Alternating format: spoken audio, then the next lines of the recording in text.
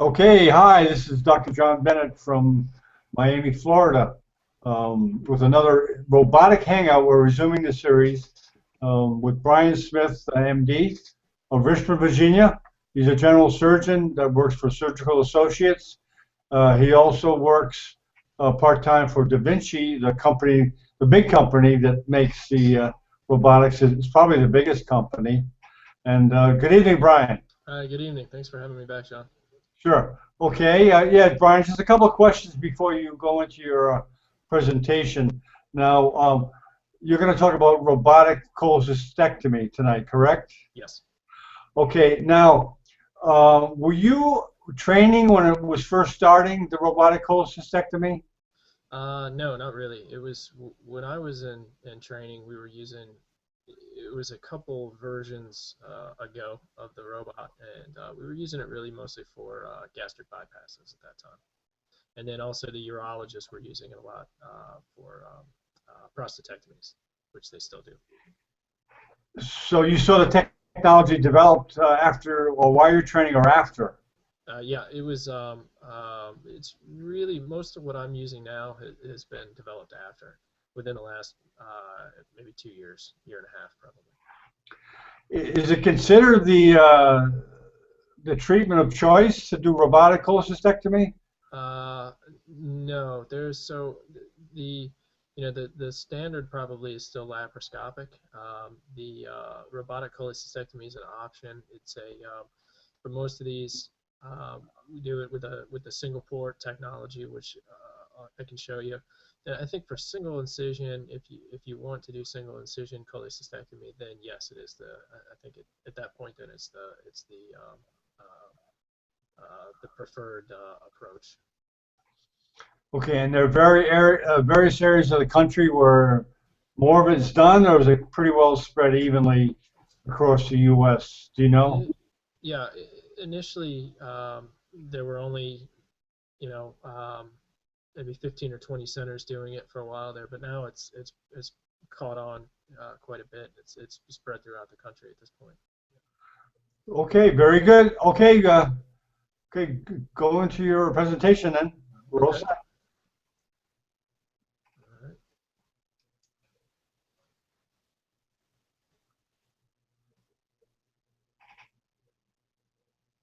Okay. Um, Yeah, I see it, Brian. It's okay, fine. good. Just let me know if it doesn't forward, because the last time it seemed like it didn't want to go forward. So just a little bit of information here, which is mostly provided by Da Vinci regarding the single site and which we're using for cholecystectomy. Did that go forward for you? Did the screen change? I'm sorry. Did the slide change? Do the side what? Did the slide change? Oh, slide change. Oh, do you want me to do the slide No, change? no, no, no. Did it? I was just checking that it did. No, the slide is here. Yeah, it Okay. didn't change though. It's the same slide. I'm sorry. I'm Oh, huh. a little slow. Okay. So you can't see it moving forward. Not yet. Not yet. Try it again. Okay. Yeah, it goes forward on my screen. I wonder why it's not doing that. Oh, it's not going forward on my screen. Okay. Well, sometimes things get a little buggy with this program. All right. How about if I do Oh, this? there we go. It changed. Okay. Okay. So if I do that, you can see it. Yeah. Okay. Advancing MIS general Yeah. surgery. Okay. I'll just do it that way then. So Okay. this was just a little bit of background that the first laparoscopic cholecystectomy was back in '85, and then you can fast forward to 2000, which was the first robotic prostatectomy, the first Da Vinci prostatectomy, and then you can see here they started to roll out more general surgery applications in 2012, and there's been a lot more interest in it recently. Um, right now, the current statistics, the prostatectomy is about 85% of the prostate surgery is being done robotically, um, and GYN oncology is about 70%, benign GYN about 35%, and general surgery is down around 5% or so. So by far the vast majority is still being done with traditional laparoscopic approaches. The SI, now they just recently came out with a new XI system. I don't know if you saw that, but they don't have single port equipment for that just yet. So right now the state of the art for single site surgery is still the Da Vinci SI system. And this is what it looks like. So this shows you, I don't know how well this shows up, but you can see here this is the multi-port approach with a separate camera port and instrument ports, versus a single site here, which is just one small, about a 2 centimeter to 2.5 centimeter incision here, with one port that's placed, and then inside the port there's space for a right and a left arm cannula, and the camera cannula and an assistant cannula. With the camera, with their camera, they have what's called Firefly. I have a video to show that, but I guess we can't show that. But basically what happens with Firefly is that if you give it pre-op, it's concentrated in the liver, and then it's secreted into the bile, so you can use it to guide the dissection and identification of the cystic duct and the common bile duct, because it'll actually turn green, it'll fluoresce. So you can see this here.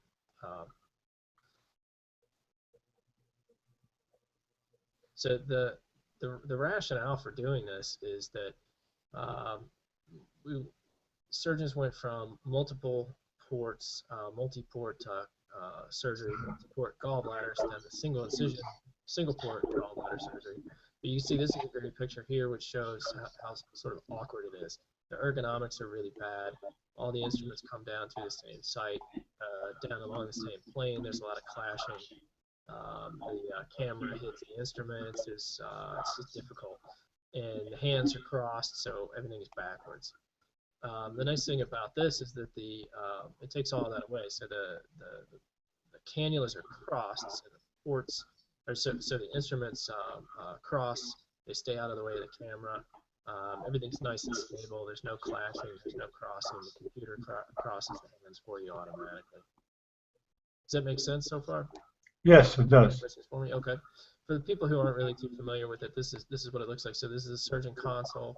This is where the surgeon would be sitting, controlling it. Then this actually shows the setup here. So you have the camera here, and then the curved cannulas with the curved instruments running from both sides. So here we are. So this would be traditional gallbladder surgery, right? Would be a big right upper quadrant incision. And then in the 80s, and then through the late 80s, 90s, laparoscopic cholecystectomy then became basically the standard. 4-port, some people do 3-port, where you would have a camera here, an operating port here, and then 2 retracting ports here. And then what we're talking about with single incision is then just a small incision here, either in the base of the belly button or just across. I tend to do just across the top of the belly button. It seems to be a little less tender. Everything goes in right through here, so you have you avoid 3 of the ports.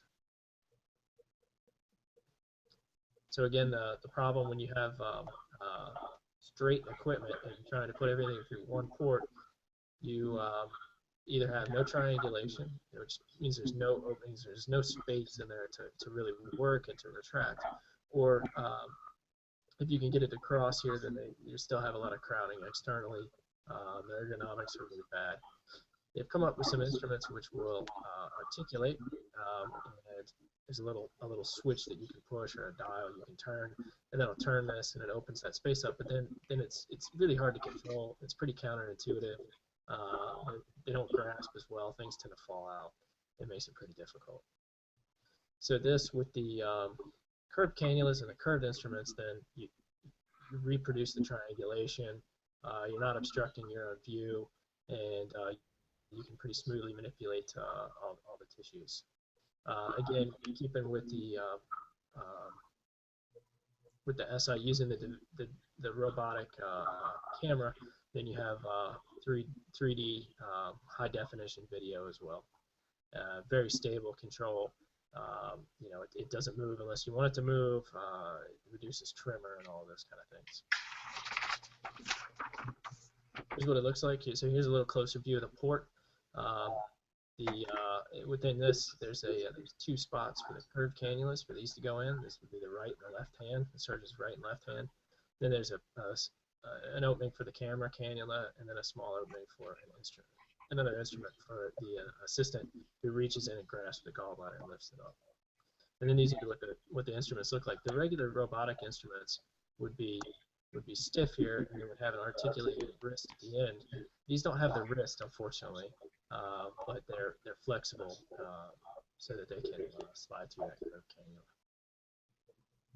And here it is coming in here. So you can see how the camera is well away from the cannulas, from the instruments, and the computer itself. So even though this is really the right hand, the computer switches it so that the surgeon's left hand operates what you look in, what you see as your left hand gets controlled by your left hand, which is very nice. Here's a picture of it in place and docked. So this would be the assistant cannula. Here's the camera cannula, and then here's the right and left curve cannulas. That's a good picture there. Yeah. Yep. And again, you can see here. So this is the old way doing single site. Pretty difficult. Everyone was sort of jammed up together. You can see how hard it would be to operate like that versus sitting down on the console. You have great exposure, great control, everything's easily moving around. Same thing here.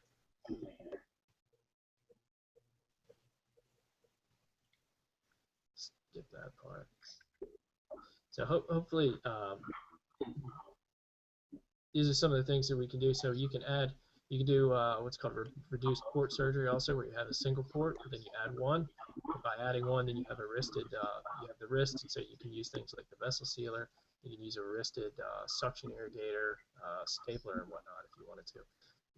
And probably at some point the single port is going to have the wrist as well, so that'll make that a little bit easier.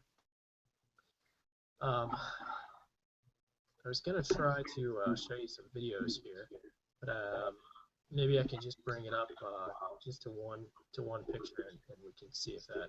Okay, I'll let you know. Okay, let's see if we can do that. So this. Hang on 1 minute.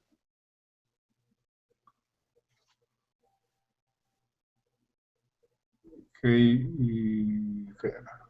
Do you see anything there? Not, yeah, I can see. Yeah, see the umbilicus. It looks like. Yep. Let's see if it'll play. I don't know if it will, but if not, I can forward it and just show photos so you can see. So here's. Can you see my cursor on there or no?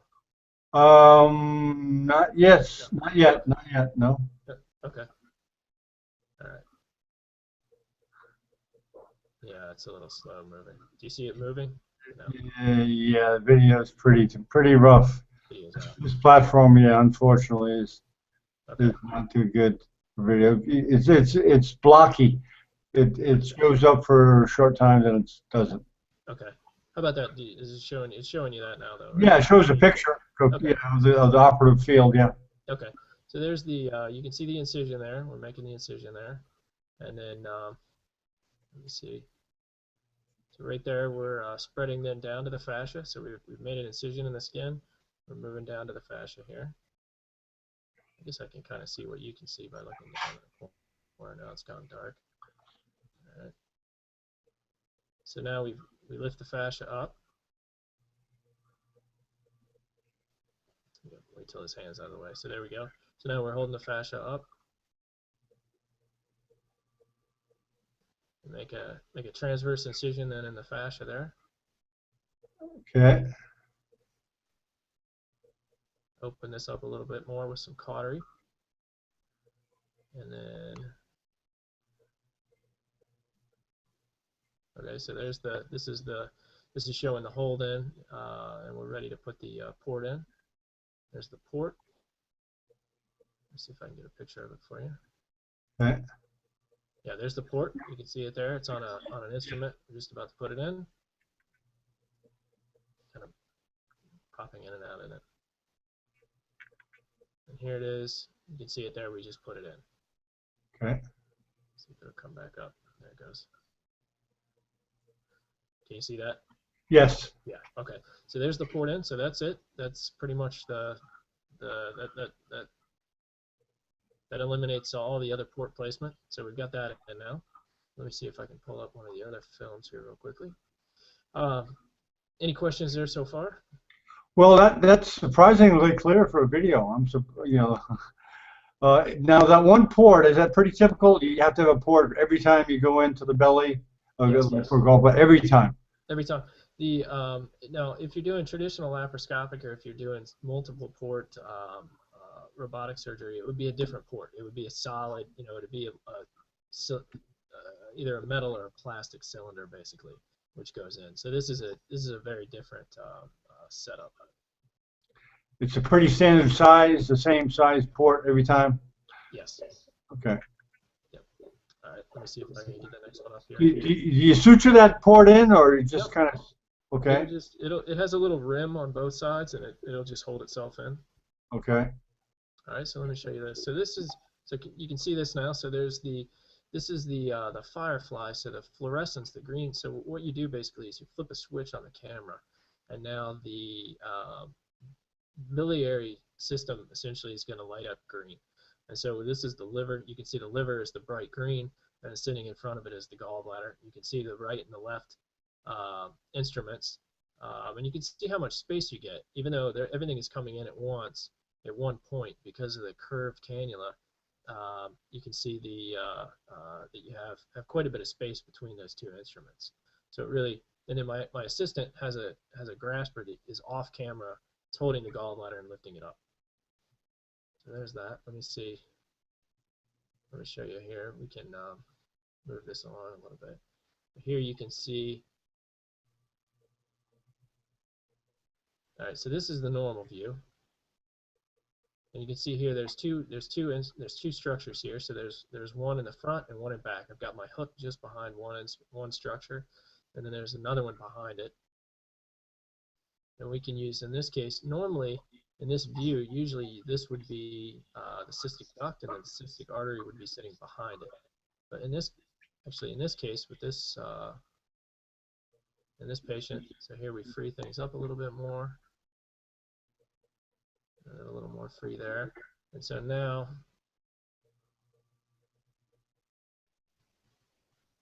a minute here, we'll get it lit up. Okay, so now, if you look here, you can see that actually the structure behind it, this structure here, which sits behind, is the one that is lighting up. So what that tells you is that the structure behind is actually the cystic duct, and this in the front is the artery. Okay. I don't know how well that showed up there. And then we actually have, there's another view of it. So you can see here that the structure behind there, so you have the gallbladder and then the structure behind it, down here lower is the cystic duct.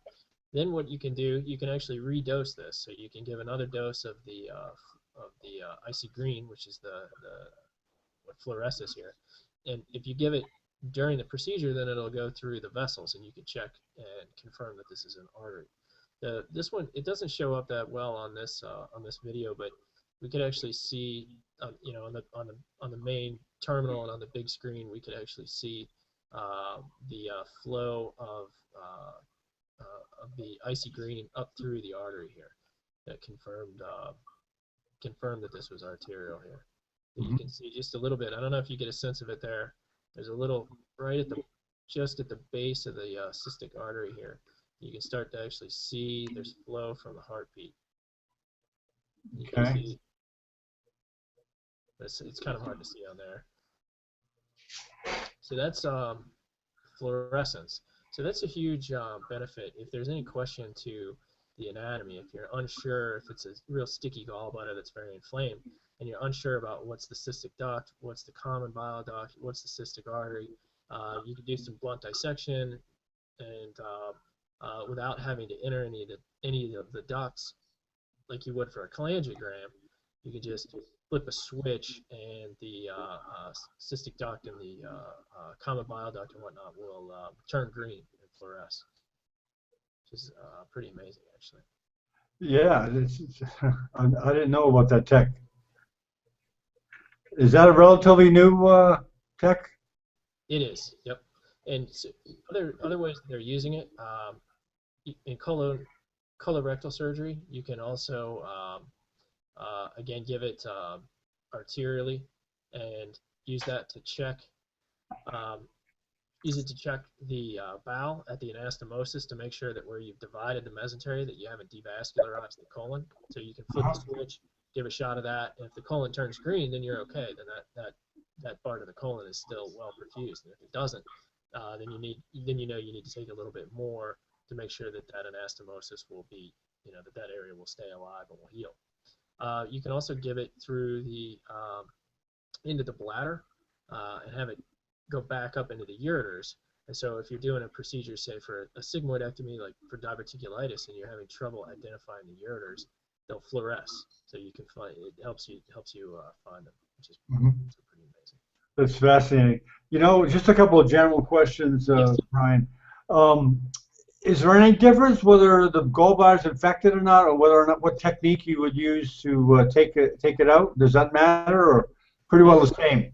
Yeah, that's a great question. I started off when I was first doing these, we tended to do ones that were not acute, like not acute cholecystitis. We were doing more elective, just symptomatic gallstones.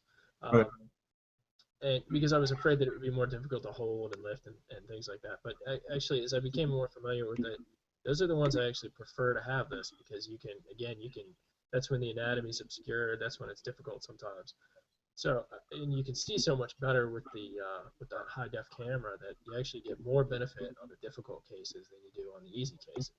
So I've sort of changed my mindset now. Basically, as long as I can get access to the machine, to the room, I'll do any of them that I can that way. And so every one of your surgeries is videoed? No, I usually do record most of them. They don't always get. Sometimes it doesn't capture, but I do usually record it. It's useful to go back and watch what you've done. You see some things that you could do that would make things a little quicker, and then also for just for presentations and whatnot, it's nice to have it. Yeah, I was just going to ask about the teaching aspect of the videos and stuff. Yeah. Would you consciously record something if you say we're in a medical center? Would you record it to show to the students, residents? Yes. Yeah. Yep. To teach them the technique. Yep. Yeah, that's one of the big benefits of this. Laparoscopy, we can do the same thing. So you can record off of the anything that's done laparoscopically, and then for robotic cases, I think most people do record. Brian, I guess we were discussing this before. You teach for Da Vinci. You teach surgeons how to use the robotic machine, correct? Yes. So I do case observations at our hospital. People come down. We actually had someone today come down to watch the procedures and kind of learn our steps and see what the process is. Because each procedure is a little bit different than how you would do it laparoscopically. So it's good to watch someone who's done some do it. So I do that, and then I also go out and proctor cases. So I'll go to other facilities where they're starting a new program or where they're starting where surgeons are learning, and I'll just sort of sit there and watch. They do the procedure, they do the entire procedure, but I'm there to help out, give hints and technical advice. Like that. Yeah, that seems typical of a lot of surgical procedures. You have the senior person. You watch the senior person do it, and then you do it. The senior person watches you, and then you're on your own. Right. It's same thing with robotics, huh? Yes. Yeah. Most places have a pretty good setup as far as a training pathway. You have to spend so many hours on the lab, or on the simulator. Then you have to go to a lab. You have to watch so many cases. You have to have a number of proctor cases and things like that. And I think it's pretty important that they stick to that because it is different, and there is a learning curve with it for sure. Does everyone go on the simulator to learn? Yes. How long do you spend on the simulator? Say to learn about the cholecystectomy. How long would you spend on the simulator? It varies by institution how long they require. The simulator isn't really so much. It doesn't teach you to do the procedure. Most places they don't have procedure-specific simulations yet. I imagine they will soon, but it's basic. The simulator is really basic robotics control. So it teaches you how to manipulate the hands, how to use cautery, how to cut, how to tie, suture placement and knot tying and things like that. So that's really what it's for. A lot of games, picking things up, moving them, kind of basic, sort of the same thing you would do when you're learning as a resident or student how to do laparoscopic surgery. You kind of go through the same thing with we talked about this before. We had Mert Sadoff from Mimic Technologies of Seattle on the robotics previously. Right. Do you work closely with the software people that create these simulations? Because you mentioned that they don't have any procedure-specific simulations. You work with them to kind of give them hints on how they should construct their software or robotics in itself. No, not so much. Not with the simulation. No. I would imagine that some people are. They haven't reached out to me, and I haven't really heard anything about that. Most of the feedback, most of the give and take is really between the surgeons and the intuitive reps, and then the reps take some of the information and some of the critiques and criticisms they take back into the engineers. Have you seen the robotics change since you've started using it, or is it pretty well the same as the first day you started? No, it's definitely changing. So there's new equipment coming out pretty frequently. Just recently, they added the vessel sealer, which is really nice. It's actually one of my favorite instruments. And then also now they've just introduced a stapler, so a wristed stapler for dividing and things like that, which I think will be interesting to see how that works. And then when I first trained, it was just before the single site platform was available, so that's new. And then now they have a whole brand new, entirely new system, so the Vinci Xi, which is completely different and addresses a lot of the shortcomings I think of the SI. So it's easier to dock, meaning to attach the cannulas to the robotic arms. It's simple. It takes a lot of the guesswork out of how to set it up, where to bring the robot in, and things like that. Where before it took a pretty experienced team. Now they're making it to where probably almost any team, surgical techs and nurses, with a surgeon can figure out how to position it, how to dock it. It should be pretty straightforward. I think it's it's definitely more user friendly. Well, it's not your topic tonight, but you're talking about cholecystectomies. But what other type of general surgery procedures do you use robotics for? Any other procedures you use it for? Yep. So I use it for hernia repairs.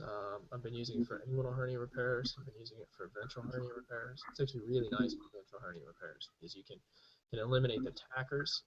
A lot of the times it seems like the tacks are what causes quite a bit of the pain. So you can suture instead, which doesn't seem to hurt as much. And then I also use it for colon resections and for Nissen fundoplications for reflux surgery and for hiatal hernia repairs. It's very good for that actually because there's a lot of suturing. Anything with a lot of suturing involved, especially in a tight small space. This thing is very useful. It speeds things up quite a bit. More precise placement of sutures than you can get with laparoscopy, I think. How about appendectomies done with robotics or no? No, I haven't used it for that. Okay. It's a simple procedure, just the open method? Yes. Yeah, I do them laparoscopically, but it's usually simple enough that also it tends to be in the middle of the night and things like that, so we don't want to drag the Da Vinci team in to do that. Okay, very good. Well, I thank you very much, Brian, for taking the time to enlighten us on the robotic cholecystectomy, and we hope to have you back on with something else soon. So thank you very much. Sure, thank you. Okay, hold on, Robert. Hold on, Brian, excuse me. Okay.